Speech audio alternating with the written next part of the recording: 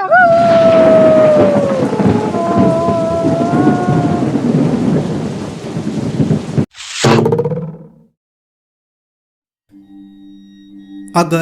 किसी गांव में हर साल नवरात्रि के पहले दिन एक औरत की चीख सुनाई दे और अगले दिन कोई इंसान गायब हो जाए, तो आप क्या सोचेंगे?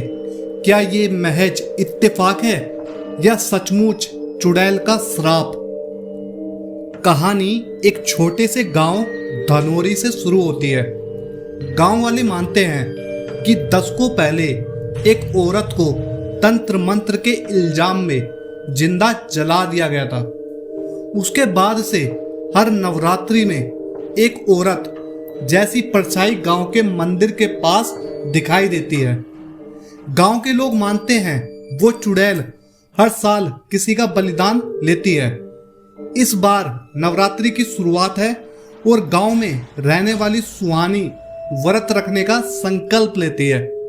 सुहानी रात को मंदिर में दिया जलाने जाती है। जैसे ही दिया जलता है, अचानक तेज आंधी और घंटियों की आवाज शुरू हो जाती है। मंदिर की मूर्ति से रक्त जैसी लाल बूंदें टपकती हैं। उसी पल कोई फुसफुसाता है, इस बार बलिदान तेरा होगा। सुहानी भागती है, पर रास्ते में उसे गांव की बूढ़ी औरत दादी रत्ना रोक लेती है। दादी कहती है बचने का सिर्फ एक तरीका है, नवरात्रि का व्रत पूरा करके कलश की रक्षा करना, वरना चुड़ैल जीत जाएगी। व्रत शुरू होते ही अजीब घटनाएं। आधी रात को सुहानी के दरवाजे पर खटखटाहट, घर की छत पर भारी पायल की आवाज, किसी की रोने की कर्राहट, मुझे जलाया क्यों।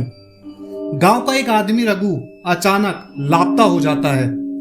लोग कहते हैं चुड़ैल ने निगल लिया। सुहानी देखती है रघु का लाल कपड़ा मंदिर के पास जला हुआ पड़ा है। मंदिर के पास नीम के पेड़ से एक लटकता हुआ छाया जैसा शरीर।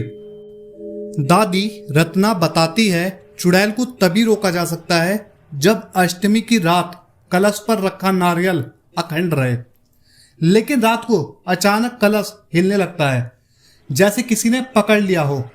सुहानी दौड़ती है और देखती है कलश को गिराने वाली कोई और नहीं बल्कि उसकी अपनी छोटी बहन आर्या है।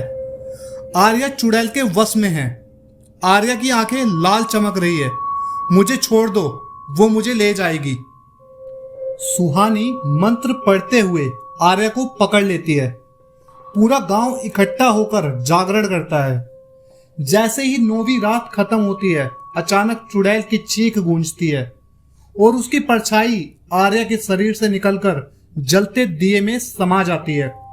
गांव में शांति लौट आती है और दादी कहती है आज पहली बार किसी ने चुड़ैल को हराया, क्योंकि किसी ने डर के बजाय आस्था से व्रत निभाया। दोस्तों, ये कहानी हमें यही सिखाती है, अंधविश्वास डराता है लेकिन सच्चा विश्वास बचाता है। क्या सचमुच गांव की चुड़ैल खत्म हो गई या अगले नवरात्रि में वो फिर लौटेगी?